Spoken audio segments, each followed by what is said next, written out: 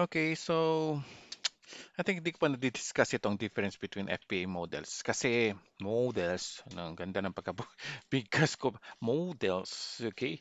So, mm, gusto ko lang makita yung possible na pwede yung trabaho sa FPA models. So mga yan, tulad ng FPA, pwede kayong product sourcing, management, lahat. Pwede naman yung tawag dito, kahit data entry, meron ding uh,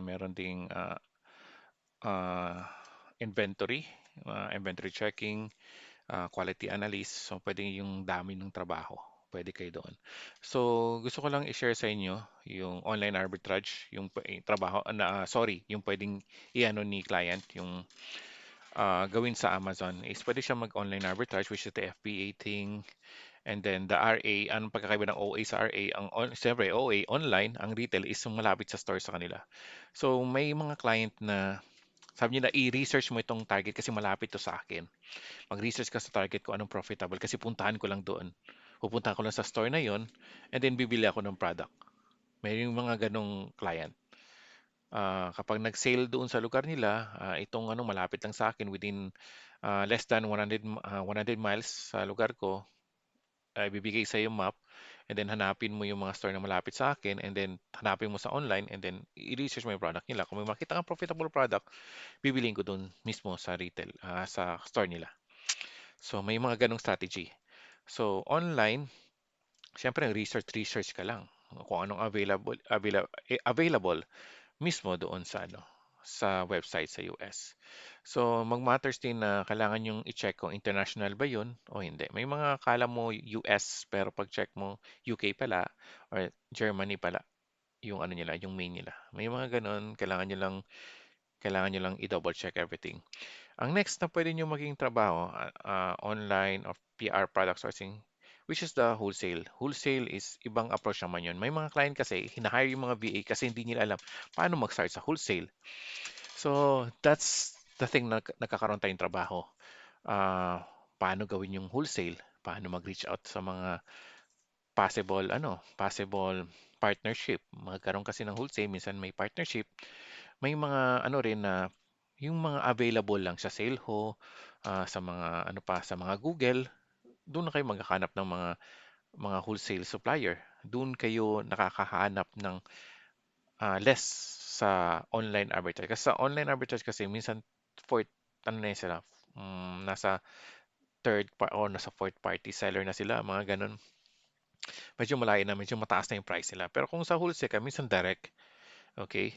Yung mga direct naman, ganito, sa wholesale, pag-usapan natin ng konti. Sa wholesale, yung mga direct, honest to goodness yung kapag sabihin sa inyo, ay direct wholesale, hanap ako ng brand na direct na wholesale para mabenta ko sa Amazon na mas less. Okay, less price. Walang ganun. Parang nasa third party ka pa rin. Okay? May mga kilala ko dito na mga student ko na nagbi-business na ng wholesale. So, may iba't ibang strategy kung paano mag-start ng wholesale at paano gumawa ng store na ikaw yung supplier nila ikaw yung supplier ng mga seller. Okay? Medyo magdidig deeper tayo doon next time sa wholesale. So, kaya minamadali ko tong FBA kasi para hindi na ako gawa or magkakaroon ng webinar pa ulit about this. So, punta lang kayo sa YouTube channel ko. Eto na yon. So, wholesale is tricky. Dapat mag-isip ka ng strategy na hindi pa ginagawa ng ibang seller.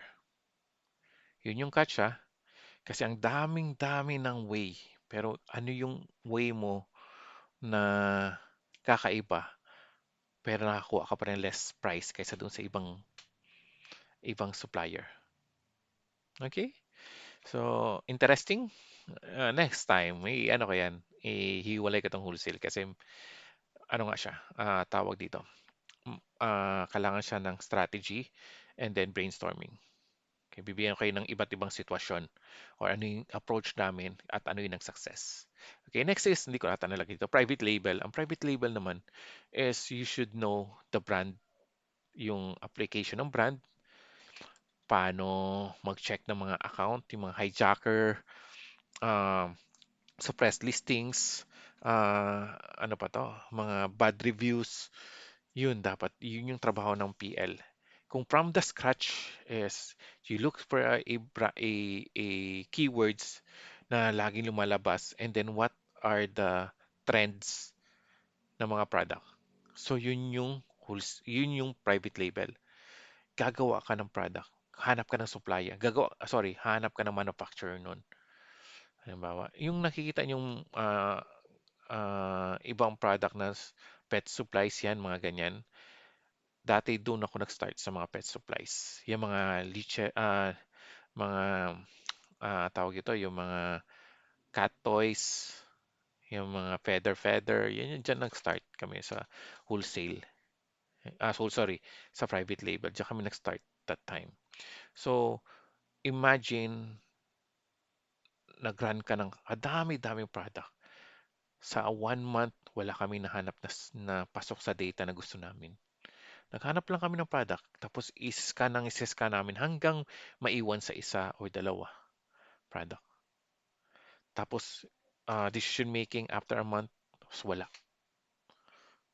Ganun yung business ng private label. So, dapat aware ka na ito yung trends, ito yung gagawin ko. Ito yung keywords na gagamitin ko. Anong label na gusto ko, anong logo yung gusto ko. Ano yung kapag dati sa amin yung vitamins, yung tawag ito, yung supplements, dapat nakalagay na kaagad yun. Kami pang mag-edit that time. So, that's super hard work talaga. PPC campaign, yan. Diyan na yun sa private label. That's why I'm teaching you guys from scratch. That's why nandito tayo sa FBA pa lang. Papunta pa lang tayo sa wholesale and then private label. Ang dami pa sa FBA guys ha, hindi saka sa wholesale ha. Ungating, management shipment, reimbursement, dami pa. Dami pa akong gustong ituro sa inyo na marami pang gagaling dito sa product sourcing. Okay? Hindi lang sa product sourcing, pati pag-manage ng account from the scratch. Tutulungan nyo si client. Ito na nga, yung OA kasi, mas cheaper siya, hindi kayo gagasto ng gas. Si client, di gagasto. Kapag ano kasi retail, gagasto siya ng gas. So, mas mahal ngayon ng gas. So, may ibang client na gusto ng RA, yung iba ayaw kasi nga, minsan matatanda na. Pansinin niyo yung mga client niyo, minsan, senior citizen. So, sa mga senior citizen, mababait yan sila. Yung mga client na senior citizen, mababait yan. Huwag nyo lang abusuhin. Please lang po. Okay? Huwag natin, tulungan natin yung ibang lahi na mag-asenso rin. Kasi kung asenso sila, asenso rin tayo. Tingnan mo, nabubulol na ako. Hindi katulad sa Pilipinas kapag umasenso na bahala ka sa buhay mo. Sa US, hindi. Kasi na-proven ko na ganun yung nila, way of thinking nila. Kapag umasenso ako, sasama kita. Yun ang real talk talaga doon. Okay, so kita-kits ulit sa next next na ituturo ko. Okay, I think we can start with to do product sourcing na. What are the different type of sourcing? Iyan ako nang muna sa inyo and then magkakaroon ako ng live product sourcing ata. Gagawin ko dito. Tinan mo, ata ng ata ako. So yun lang and kita-kits. Layas.